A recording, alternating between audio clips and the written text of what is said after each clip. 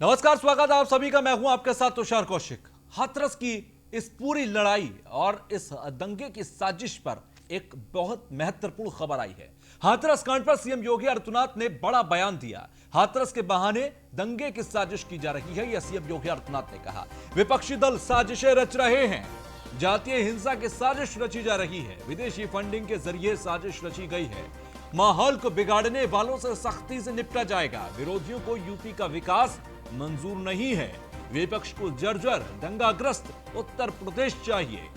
ये योगी आदित्यनाथ की तरफ से बयान देते हुए कहा गया। आपको बता दें कि हाथरस के अंदर दंगे भड़काने की कोशिश की गई और इस पूरे दंगे की आग में पूरे प्रदेश को झुलसाने की कोशिश की गई, जिससे कि सीएम योगी आदित्यनाथ की सरकार और प्रधानमंत्री नरेंद्र मोदी का नाम धूमिल किया जा सके। विपक्ष को हाथरस, इस पूरे कांड को, हाथरस के अंदर जो घटना घटी, जो पीड़िता के साथ दुर्भाग्यपूर्ण घटना घटी, दरअसल विपक्ष और देश विरोधी ताकतें, प्रदेश की सुकून विरोधी ताकतें दरअसल उसे एक अवसर, मौका मानकर चल रही हैं। और यही वजह है कि सीएम योगी आदित्यनाथ ने इसको लेकर तंज कसा है। दरअसल ये बातें बेबुनियादी नहीं है, इसके पीछे एक सबूत हाथ लगा, कुछ इंटेलिजेंस इनपुट्स ऐसे हाथ लगे जिसके बाद इन तमाम बातों को कहा गया। पहले आप सीएम योगी आदित्यनाथ के बयान को सुनिए, उसके बाद हम आपको जानकारी देते हैं कि ऐसे कौन से सबूत हाथ लगे हैं, जिनकी तस्वीरें भी आप देख रहे हैं, जिनका जिक्र इसके साथ किया जा रहा है। पहले आप सुनिए सीएम योगी का बयान। 1.5 करोड़ नौजवानों को स्वतः रोजगार और रोजगार के साथ जोड़ने का कार्य ये जो हुए हैं, कैसे कोई समाज विरोधी तत्व, कैसे कोई राष्ट्रद्रोही तत्व इन सब चीजों को स्वीकार कर सकता है? क्योंकि उन्हें तो जर्जर यूपी चाहिए था, दंगाग्रस्त यूपी चाहिए था, अराजक यूपी चाहिए था। अब उनकी मनसाएं पूरी नहीं हो रही तो षड्यंत्र रचने में लगे हैं। लेकिन मैं आप सबको इस बात के लिए आश्वस्त करता हूं, ये भारतीय जनता पार्टी की सरकार है। सबको सुरक्षा, सबको सम्मान हमारा संकल्प है।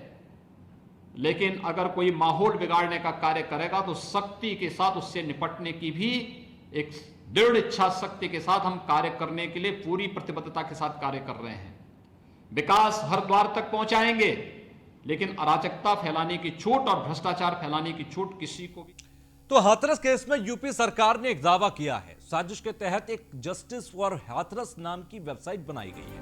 वेबसाइट में फर्जी आईडी से जुड़े गए हजारों लोग, एंटी सीएए प्रदर्शन की तर्ज पर विरोध प्रदर्शन फैलाने की साजिश की गई थी। वेबसाइट का मुख्य लक्ष्य सीएम, पीएम और सरकार की छवि को खराब करना है। वेबसाइट में बताया गया कि दंगे कैसे करें और फिर दंगों के बाद कैसे बचें। वेबसाइट में यह भी बताया गया कि प्रदर्शन के वक्त क्या पहने, कब किधर भागे, सोशल मीडिया पर कोई रिकॉर्डिंग न डालें, अगर पुलिस लाठीचार्ज करती है तो क्या हो, प्रदर्शन वाली जगह माहौल भड़के तो कैसे निपटें।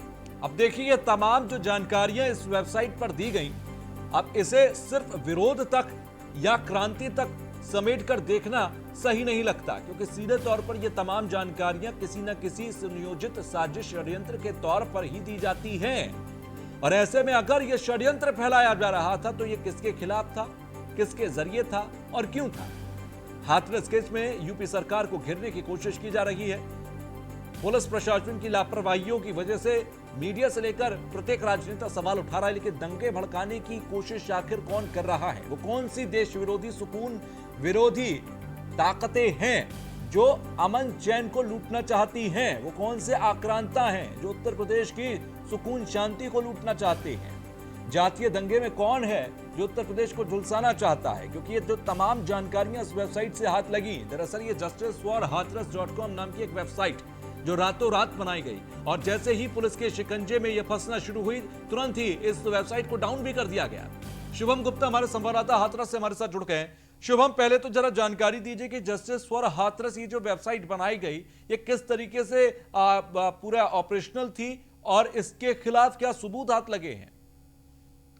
जी बिल्कुल, आपको बता दें कि शासन स्तर से इस बारे में जब जानकारी की गई और इसकी जांच की गई तो ये वेबसाइट फर्जी निकली, और इसको वेबसाइट को बनाने का उद्देश्य, इसमें भड़काऊ पोस्ट डाले गए थे और इसका नाम भी हाथरस से ही शुरू किया गया था। हाथरस करके इसका नाम डाला गया था और पूरी इस पर अपडेट दी जा रही थी, और जो भी अपडेट दी जा रही थी इसको लेकर फिर शासन ने इसका एक्शन लिया और जो जांच एजेंसियां हैं उन पर उन्होंने काम किया, तो ये 5 लोगों के खिलाफ मुकदमा कायम किया गया है हाथरस के चंदपा थाने पर, और इन पर 20 धाराओं में मुकदमा कायम किया गया है। शुभम, जिस तरीके से आपने कहा कि हाथरस के अंदर भी इस वेबसाइट की चर्चाएं थी, किस तरीके की चर्चाएं? जी बिल्कुल, आपको बता दें कि इस सोशल साइट पर ये वेबसाइट जो बनाई गई थी, इस पर क्योंकि नाम भी हाथरस से रखा गया था इसका, तो इसको लेकर जी जो लोग हैं, जो ज्यादातर इस पर जो पोस्ट की गई थी, वे सभी पोस्ट आपत्तिजनक पोस्ट थी और भड़काऊ पोस्ट बताई गई थी। अच्छा शुभम, इसमें क्योंकि स्क्रीनशॉट्स हम लगातार दिखा रहे हैं उस वेबसाइट के, उसमें जिक्र है जैसे कोलकाता का, दिल्ली का, कि यहाँ इतने इतने बजे प्रदर्शन होंगे, सभी लोग पहुंचे, वहां पर लाठीचार्ज हो तो क्या करें, वहां पर अगर भगदड़ मचे तो क्या करें, कैसे रेजिस्ट करें, कैसे पुलिस वालों से निपटें, इन तमाम बातों को वेबसाइट पर लिखा गया। इसको शासन की तरफ से, प्रशासन की तरफ से किस तरह से लिया जा रहा है? क्या ये एक साजिश है, और अगर साजिश है तो किसने रची? जी बिल्कुल, इस बारे में जब बात की गई, हमने अधिकारियों से बात की, तो उनका कहना था कि शासन प्रशासन को बदनाम करने के लिए और ये दंगा भड़काने के लिए साइट का प्रयोग किया गया है, जिसमें कई ऐसी आपत्तिजनक चीज डाली गई थी, और ये हाथरस ही नहीं, आसपास अन्य जिले, प्रदेश और यहाँ तक कि पूरे इंडिया की जगह जगह की सब जगह पे इस पर अपडेट डाली गई थी कि क्या क्या करना है, कैसे होता है और कैसे कैसे हमें दंगा भड़काना है, सब कुछ इस पर डाला गया था। ठीक है शुभम, आप हमारे साथ बने रहिए। और इसी बीच आपको बता दें कि एक अपडेट भी है कि हाथरस से समाजवादी पार्टी और आरएलडी कार्यकर्ताओं पर मुकदमा दर्ज हुआ। सपा डेलीगेशन और जयंत चौधरी अपने समर्थकों के साथ हाथरस पहुंचे थे। पीड़ित परिवार से मिलने गए थे जयंत चौधरी। समाजवादी पार्टी का डेलीगेशन पहुंचा था और काफी हंगामे के बाद 10 लोगों को मिलने की अनुमति मिली थी, लेकिन इसी दौरान कार्यकर्ताओं और पुलिस के बीच झड़प हो गई। पुलिस ने धारा 188 और 144 के तहत उल्लंघन का आरोप लगाया। समाजवादी पार्टी और आरएलडी के अज्ञात 300 लोगों के खिलाफ मुकदमा दर्ज हुआ है। भीम आर्मी के चीफ चंद्रशेखर रावण पर भी केस दर्ज है। चंदपा कोतवाली में सैकड़ों लोगों के खिलाफ मुकदमा दर्ज हुआ है।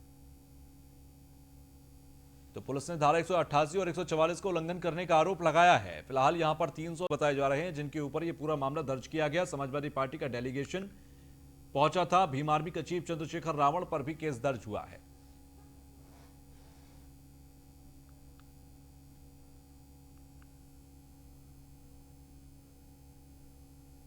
शुभम हमारे साथ लगातार जुड़े हुए हैं। शुभम, ये जो तस्वीरें सामने आई जिसमें लाठीचार्ज भी हुआ, जयंत चौधरी के तमाम कार्यकर्ता थे, ये आरएलडी के और इसके अलावा समाजवादी पार्टी के भी तमाम डेलीगेशन वहां पर पहुंचा था। अब मुकदमा दर्ज हुआ है इनके ऊपर, क्या कार्रवाई हुई है, क्या जानकारी मिली है अभी? जी बिल्कुल, आपको बता दें कि रविवार को समाजवादी पार्टी के कार्यकर्ता और आरएलडी के कार्यकर्ता, जिस पर जयंत चौधरी भी शामिल थे, वहीं भीम आर्मी के आजाद भी शामिल थे, इन तीनों के कार्यकर्ताओं यहाँ पर आए हुए थे, जिस पर इन्होंने शासन ने धारा 144 का उल्लंघन और 188 की कार्रवाई करते हुए इन पर लाठीचार्ज भी किया गया था। वहीं अब शासन ने इन तीनों के खिलाफ मुकदमा कायम किया है, जिसमें भीम आर्मी के चीफ चंद्रशेखर को नामजद सही में 400 से 500 अज्ञात लोग धारा के तहत शासकीय थाने में कायम किया गया है। वहीं चंदपा थाने में समाजवादी पार्टी व रालोद के अज्ञात लोगों के खिलाफ मुकदमा कायम कर इनकी कार्रवाई की जा रही है। ठीक है, आप हमारे साथ बने रहिए। हमारे साथ आरएलडी प्रवक्ता अजय वीर जी फोन लाइन पर जुड़ गए हैं। अजय वीर, बहुत बहुत स्वागत आपका। जी अजय वीर, कल जिस तरीके से जयंत चौधरी पहुंचे और लाठीचार्ज हुआ, उस पर पहले आपका रिएक्शन। देखिए, उत्तर प्रदेश की सरकार बिल्कुल निरंकुश हो गई है। उत्तर प्रदेश में लोकतंत्र नाम की कोई चीज नहीं है। जो भी विपक्षी नेता वहां जाना चाह रहे हैं पीड़ितों के पास, उस पे पुलिस का बल प्रयोग कर रहे हैं, चाहे वो राहुल गांधी जी हों, प्रियंका गांधी जी हों, या कल जयंत चौधरी जी हों। चंद्रशेखर जी को भी इन्होंने परेशान किया, वो 20 किलोमीटर पैदल चल कर गए हैं। तो एक तरह से पुलिस राज, गुंडा राज उत्तर प्रदेश में चल रहा है। लेकिन यहाँ तो पुलिस का भी ये कहना है और सरकार भी, बीजेपी भी यही कह रही है कि कहीं ना कहीं माहौल को बिगाड़ा जा रहा है, लॉ एंड ऑर्डर को बिगाड़ा जा रहा है, यही वजह है कि पुलिस को कार्रवाई करनी पड़ रही है। नहीं, लॉ एंड ऑर्डर को आप बताइए, 2 दिन मीडिया नहीं जाने दी इन्होंने। आपने लाइव दिखाया है, मीडिया की एंट्री बैन कर दी। वहां कौन सा लॉ एंड ऑर्डर खराब हो रहा था तब? ये सिर्फ अपने फेस सेविंग करने के लिए और जो विपक्ष की आवाज है उसको दबाने के लिए सरकार गुंडाराज पर उतार आई है। राष्ट्रीय लोकदल का एक एक कार्यकर्ता आने वाले समय में इनको जवाब देगा। अच्छा, लेकिन साथ ही साथ देखा जाए, क्योंकि एक जानकारी यह भी मिली है कि पूरे प्रदेश को दंगे की आग में झुलसाने के लिए एक वेबसाइट बनाई गई थी, जस्टिस फॉर हाथरस, जिसके लिए विदेशी फंडिंग हुई है, जिसके लिए बड़े स्तर पर साजिश रची गई है और तमाम विपक्षी पार्टियों को सरकार और बीजेपी या तमाम जो आपके विरोधी हैं वो सब आप लोगों के ऊपर लांछन लगा रहे हैं कि सारी राजनीतिक पार्टियां इसमें शामिल हैं। ये सरकार की तरफ से झूठ है। सरकार अपना फेस सेविंग करने के लिए, सरकार के जो डीएम साहब हैं, जो वहां के प्रशासन था, जो शासन था, उसने जो पीड़िता के साथ नाइंसाफी की है, उसमें अपना फेस सेविंग करने के लिए ये झूठी बात सरकार कर रही है। कहीं कोई ऐसी एविडेंस नहीं है कि कोई ऐसी वेबसाइट बनी है। नहीं, सरकार लेकिन ने एविडेंस तो सरकार इस पे बैक फुट पे है। डीएम के खिलाफ कोई कार्रवाई सरकार ने नहीं की और उस डीएम की वजह से वहां पर माहौल बिगड़ा है। तो सरकार आखिर बताती क्यों नहीं कि उस डीएम को बचाने में सरकार क्यों लगी हुई है। लेकिन सरकार का कहना है कि हमने एसआईटी बना दी है, सीबीआई जांच की सिफारिश कर दी है। तमाम राजनीतिक दल अगर वहां मिलने जा रहे हैं तो कुछ 2-3 की संख्या में जा सकते हैं, लेकिन अगर पूरा दल बल लेकर जा रहे हैं तो ये तो लॉ एंड ऑर्डर बिगाड़ने की स्थिति है। वैसे ही स्थिति तनावपूर्ण है वहां पर। देखिए वीडियो, आप उसके फुटेज देखिए। दल बल जो लोक दल के कार्यकर्ता थे वो सब बाहर रुक गए थे। 5 लोग बैरिकेटिंग में जैन जी को इन्होंने अंदर लिया है और अंदर लेने के बाद वो जब टीवी वालों को बाइट दे रहे थे, वहां पुलिस ने लाठीचार्ज किया उन पर। तो वहां लॉ एंड ऑर्डर कहां खराब हो रहा था? बैरिकेटिंग के अंदर पुलिस ने जानबूझ के विपक्षी नेताओं पे वार करने का काम कर रहे हैं। ठीक है अजय वीर, आप हमारे साथ बने रहिए। उनको धक्का खिला, अजय वीर बने रहिए हमारे साथ, क्योंकि दिनेश जी जुड़ गए बीजेपी से। आपने जो महत्वपूर्ण सवाल उठाए, जरा मैं सीधे उनसे पूछता हूं। दिनेश जी, बहुत बहुत स्वागत आपका। जी धन्यवाद। दिनेश जी, अजय वीर जी हमारे साथ आरएलडी से। उनका कहना है कि सरकार और सरकार की पुलिस लगातार जो आवाज है, जो हाथरस के उस पीड़िता के, उस परिवार के न्याय के लिए उठ रही है, चाहे वो आरएलडी की आवाज हो, सपा की हो, कांग्रेस की हो, सरकार दबा रही है क्योंकि फेस सेविंग कर रही है। नहीं, सरकार को किसी के फेस सेविंग करने की जरूरत क्या है? जब सरकार खुद आगे आकर और सारे मामले की जांच करवा रही है। सबसे पहले उसने एसआईटी का गठन किया। एसआईटी के गठन के बाद कहा कि परिवार का भी नार्को टेस्ट हो जाए, सत्यता क्या है सामने आ जाए। तो कांग्रेस पार्टी और कांग्रेस पार्टी के नेता बिलबिलाने लगे। फिर सरकार ने कहा सीबीआई की जांच हो जाए। जो हर बार छोटी छोटी बात में लोग सीबीआई जांच की मांग करते थे, सरकार ने स्वतः सीबीआई जांच की बात कह दी। फिर बिलबिलाहट सामने आ गया। तो चाहते क्या है? इसका मतलब इनके मन में कुछ न कुछ कालापन है और अपनी खोई हुई राजनीतिक जमीन तलाशने के लिए इस तरह से घटिया स्तर पर उतरना किसी भी पार्टी के लिए और किसी भी नेता के लिए मुझे लगता है कि ठीक बात नहीं है। दिनेश जी, आप जी हेलो, अजय वीर सवाल कीजिए। दिनेश जी से पूछिएगा, जब आपने सीबीआई जांच की सिफारिश कर दी तो एसआईटी को उसके बाद में क्यों भेज रहे हैं? एसआईटी उनके बयान क्यों ले रही है? नहीं, एक चीज मुझे बताइए, ठीक बात है, एक चीज मुझे आप बताइए कि अगर एसआईटी का गठन हुआ है, अगर तो एसआईटी अगर अपनी काम कर रही है तो उस पर आपको आपत्ति क्या है उदयवीर जी? सीबीआई भी जाएगी, सीबीआई अपनी जांच करेगी। पुलिस की जो काम है, पुलिस ने अपना काम हो, पुलिस अपना काम दिक्कत क्या है? चाहे जांच एसआईटी करे, चाहे जांच सीबीआई करे, तो इसमें दिक्कत क्या है? नहीं, सीबीआई की जांच जब आपने सिफारिश कर दी, फिर एसआईटी की जरूरत कहाँ थी? हाँ, नहीं तो फिर आपको बैठ जाना चाहिए ना। आपको और आपके नेता को बैठकर कम से कम जांच का इंतजार करिए। तो किस बात के लिए आप धरना प्रदर्शन करने, वातावरण को खराब करने आप पहुंच जा रहे हैं? अजय वीर, क्या आपको एसआईटी पर यकीन नहीं है? अजय वीर, आपके सवालों से लगता है कि आपको एसआईटी पे यकीन नहीं है, क्या ऐसा है? एसआईटी पे अगर यकीन की बात होती तो सबसे पहले वहां से डीएम को हटाया जाता। आप बताएं, ये पूछिए दिनेश जी से कि डीएम को किसके? दिनेश जी, सबसे ज्यादा अगर डीएम साहब पर सवाल उठ रहे हैं तो डीएम को अभी तक कोई नहीं, क्यों कार्रवाई की जद में नहीं लिया गया? का नहीं है सवाल, आप मेरे ऊपर उठा दीजिए तो हमको आप तलवार से काट डालिए। सवाल तो सबसे ज्यादा सरकार पे उठा रहे हैं। समस्या इस बात की नहीं, सवाल कौन उठा रहा है? देखिए, सबसे बड़ी प्रॉब्लम क्या है इसमें? न्याय किसके साथ होना चाहिए? न्याय पीड़ित परिवार के साथ होना चाहिए, या आरोपी अगर सही नहीं है तो उनके साथ न्याय होना चाहिए। न्याय हमारे आपके साथ नहीं होना है ना जी। न्याय जैन चौधरी जी के साथ नहीं होना है, इनकी पार्टी के साथ नहीं होना, न्याय उस परिवार के साथ। अगर दिनेश अगर जी, आपने सरकार से पीड़िता के कहीं साथ चूक हो न्याय कर रही है दिया। तो निश्चित रात में तौर 3 पर बजे अन्य उसकी पार्टियों दिनेश जी, का सवाल भी बहुत है। बनता देखिए, है सवाल और लाजमी भी है, आगे क्योंकि आए। केरोसिन तेल डाल के आप उसकी चिता को जला रहे हैं, बगैर परिवार की रजामंदी के जला रहे हैं। आप पीड़िता के साथ न्याय कर रहे हैं। नहीं, हम कह रहे हैं कि क्या हुआ है, इसी के लिए उदयवीर जी सीबीआई की जांच या एसआईटी का गठन किस लिए किया गया है? आपको अच्छा किसी अच्छा, जांच चलिए एजेंसी पर चलिए यकीन है कि दिनेश नहीं जी, है? दिनेश जी, देखिए सवाल बहुत ज्यादा है, क्योंकि जिस तरीके से ये पूरा मामला सामने आया, तमाम राजनीतिक पार्टियां चाहती हैं कि इस पर सभी को न्याय मिले। दीपक सिंह हमारे साथ जुड़ गए, एमएलसी हैं कांग्रेस से। जरा उनसे भी एक सवाल ले रहा हूं, फिर आप जवाब जरूर दीजिएगा, क्योंकि वो भी आपसे कुछ सवाल जरूर करेंगे। दीपक जी, बहुत बहुत स्वागत आपका। Thank you. एफआईआर दर्ज हुई है 300 लोगों पर, जिसमें जयंत चौधरी और तमाम है नेताओं के नाम हैं जो कि वहां पीड़िता के लिए न्याय मांगने गए थे। जरा इस पर रिएक्शन। देखिए, बड़ी इस प्रदेश को कि एक ऐसे मुख्यमंत्री जो पीड़ित थे और उन्होंने अपनी पीड़ा की बात लोकसभा में उठाई थी, बड़े गमगीन होकर उठाई थी। तो कम से कम किसी पीड़ित के साथ, न्याय मांगने वाले के साथ ऐसा अन्याय नहीं करेंगे। लाठियां पड़ रही हैं नेताओं पर, विरोधी दल के। इतिहास में इतना क्रूरता कभी नहीं हुई। जो बेटी, उसके परिजन न्याय की उम्मीद कर रहे थे, उसे 2 बार मारा गया। एक बार अत्याचारियों ने मारा, दूसरी बार मुख्यमंत्री कार्यालय के निर्देश पर, उत्तर प्रदेश के आला अफसरों के निर्देश पर मिट्टी के तेल को डालकर जला दिया गया।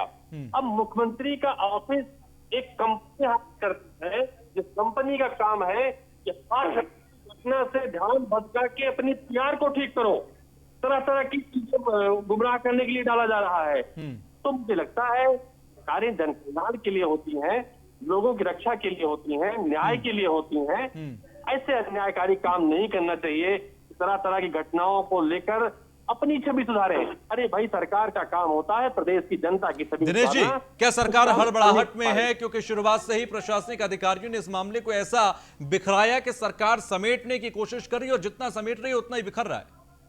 नहीं, समेटने की कोशिश क्या है? अभी हमारे कांग्रेस के साथी जब बोल रहे थे तो मुझे बड़ा अफसोस होता है। वो सरकार को लिमिटेड कंपनी कह रहे हैं। अरे लिमिटेड कंपनी किसकी सरकार थी और किसकी पार्टी की? अरे भैया, आपने प्राइवेट कंपनी हायर की है अपने छवि सुधारने के लिए। डायरेक्टर है, मैं जो नहीं जाता हूँ, प्लान कर रहे हैं, घटना को आतंकी साजिश बता रहे हैं। तो कांग्रेस मुख्यमंत्री कार्यालय के निर्देश को आतंकी साजिश बता रहे हैं। पूर्व महोदय नहीं बोल पा रहे, या राहुल गांधी या प्रियंका गांधी के एक कदम राजस्थान की तरफ नहीं बढ़ रहे हैं। जहां पर सरकार सही काम कर रही है, आरोपियों की पहचान हो, तो ये लोग बीच में आके अरंगा डाल रहे हैं। जयंत चौधरी ये तो दीपक साहब आपने जो यहाँ पर कहा कि ये दरअसल आतंकी और तमाम जो फंडिंग की बात है, ये दरअसल सरकार की फेस सेविंग या पीआर गेम है, आप ये कहने की कोशिश कर रहे हैं क्या?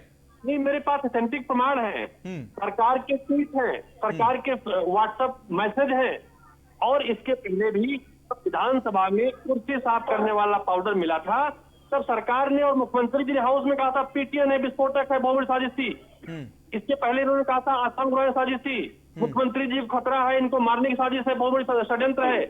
आज तक किसी भी ने नहीं पूछा कि आखिर पीटीएन पर क्या हुआ। मुख्यमंत्री को 21 बार मारने की साजिश दी गई, उस पर क्या हुआ?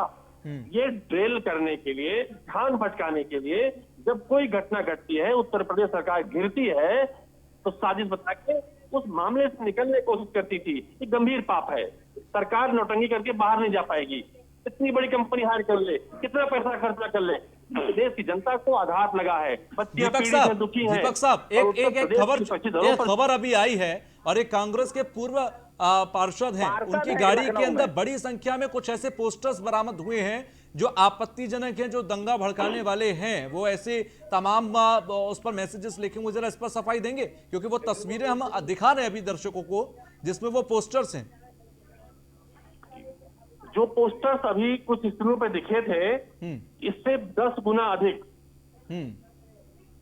कटाक्ष, कठिन और ऐसे पोस्टरों को पहले भारतीय जनता पार्टी की सरकार ने लहराए हैं। हाथरस में धारा 44 से इससे कठिन सर, अगर उन्होंने दंगा भड़काया तो आप भी भड़का रहे हैं क्या? आपके आप पहले आरोप लगा रहे हैं, फिर कह रहे हैं देखिए उसने ऐसा किया था इसलिए ये अपराध हमारे लिए जस्टिफाई है। अगर ये कौन सा तथ्य होता है सर? योगी जी सरकार है, अगर वो कोई चीज नियम विरुद्ध है, कानून विरुद्ध कार्रवाई करे, हाँ, बिल्कुल तो कार्रवाई होगी सर, कार्रवाई करें जब या आगे का मामला आपने ऐसी हरकत की क्यों जिस पर कार्रवाई हो? आप एक बात बताइए, सरकार साफ लिखा है पोस्टर्स पर प्रियंका सेना। ये कौन सी प्रियंका सेना है? कल भारतीय जनता दीपक साहब, ये कौन सी प्रियंका सेना है जो दंगों की आड़ में, दंगों की आग में झुलसाने की कोशिश कर रही है प्रदेश को? ये कौन सी प्रियंका सेना है, जरा बताएं। नहीं, कांग्रेस पार्टी जानती है 30 वर्ष सत्ता से बाहर है, सवाल का जवाब कांग्रेस पार्टी को देना पड़ेगा। किसी में साहस नहीं है जो नरेंद्र मोदी जी से योगी सवाल पूछ सके। आप जो भी सवाल पूछते हैं, जिसका मामला होगा, जिससे जुड़ा मामला होगा, प्रियंका सेना के अगर पोस्टर्स मिले तो प्रधानमंत्री से जाके सवाल तो नहीं पूछूंगा ना मैं। क्षमा याचना करें। अगर प्रियंका गांधी से जुड़ा मामला है, अगर कांग्रेस से जुड़ा मामला है, तो प्रधानमंत्री नरेंद्र मोदी तो सवाल करूंगा नहीं, ना ही यहां पर मैं दिनेश जी से इस पर सफाई मांगूंगा, सफाई तो आप ही से मांगूंगा। नहीं, मैंने कहा ना, कांग्रेस पार्टी हर अत्याचार सहने को तैयार है, बस एक बात चाहती है, जिन अधिकारियों ने सर मेरे सवाल का जवाब दीजिए। मैं आपकी इस भावना का बहुत कद्र करता हूं, आपकी इस भावना की बहुत कद्र करता हूं कि आपको हाथरस की पीड़िता के लिए न्याय चाहिए, हमें भी चाहिए, आपको भी चाहिए, और दिनेश जी यहाँ पर है, दिनेश जी को भी चाहिए होगा, वो भी इस बात से इत्तेफाक रखते होंगे कि न्याय मिले। लेकिन जरा मुझे ये बताइए कि ये जो पोस्टर्स मैं दिखा रहा हूं, और ये गाड़ी जो है वो कांग्रेस के पूर्व पार्षद की है और मौजूदा नेता की है, जिसके पोस्टर्स पे लिखा है प्रियंका सेना, उस पर दंगों को भड़काने की, जातीय दंगों को भड़काने की साजिश के स्लोगन क्यों लिखे हुए हैं? दीपक साहब, मेरी आवाज पहुंच रही है? नहीं, लिखा गया बता दूं जी। है योगी सरकार को, क्या उत्तर प्रदेश में दलित पैदा होना है? उत्तर प्रदेश होना गुनाह है क्या? उत्तर प्रदेश में सिर्फ आपसे सवाल क्या है और आप मुझे जवाब क्या दे रहे हैं? ये लखनऊ के हजरतगंज के अंदर कांग्रेस के पूर्व पार्षद और एक वरिष्ठ नेता है, नाम अभी बहुत शुरुआती दौर पर है इसलिए मैं ले नहीं रहा हूं, ठीक है, लेकिन ये कांग्रेस से जुड़ी गाड़ी थी जिसके अंदर ये पोस्टर्स मिले हैं, नाम थोड़ी देर बाद सामने आ जाएंगे, आपको खुद ब खुद पता लगेगा। पोस्टर की जगह पीटीएम था जिससे मुख्यमंत्री ने शुरू करा। अरे भैया, हाथरस घटना से किस तरह चीजें ड्रिल की जाएंगी? बड़ा निवेदन पूर्वक कहूंगा, सरकार कांग्रेस से नहीं, सवाल कांग्रेस से नहीं है, सरकार सरकार से है, सवाल सरकार से है। सरकार से जो सवाल है सर, 4 दिन से सरकार ने चलाया था, सरकार से जो सवाल है वो लगातार पूछ रहे हैं, अधिकारियों ने किया है, सरकार से जो सवाल है लगातार पूछ रहे हैं, और आज भी पूछा है, कल भी पूछेंगे, जब तक न्याय नहीं मिलेगा तब तक पूछेंगे। लेकिन अगर हाथरस की आड़ में, हाथरस की आग में कोई अपना घी डालकर अपने लिए अग्नि जलाने की कोशिश कर रहा है तो उससे भी सवाल पूछेंगे। हाथरस को न्याय मिले ये जरूर है, हाथरस को न्याय मिले ये मैं भी चाहता हूं, आप भी चाहते हैं, लेकिन हाथरस की आड़ में कोई प्रदेश को झुलसा दे, जला दे, ये नहीं चाहता मैं। उत्तर प्रदेश के मुख्यमंत्री के सामने माइक हो और पूछा जाए कब त्यागपत्र दे रहे हैं, क्यों निर्देश दिए गए मिट्टी पर जलाने के लिए मिट्टी के लाश को? आपके पास सवाल का जवाब नहीं है दीपक साहब, आपकी मजबूरी मैं समझ रहा हूं, लेकिन आपकी मजबूरी मैं समझ रहा हूं, लेकिन प्रदेश को आप यूं ही इस तरीके से जातीय दंगों में झुलसा देंगे आप या आपके जैसे तमाम दूसरे विपक्षी या कोई भी ताकत, ये भी हम नहीं चाहेंगे और इसके लिए हम लगातार आवाज उठाते रहेंगे। जब जब ऐसे पोस्टर, जब जब ऐसे इनपुट्स मिलेंगे, सवाल आप ही से होंगे। बहुत बहुत शुक्रिया हमसे जुड़ने के लिए दीपक, आपका भी, अजय वीर आपका भी, और दिनेश।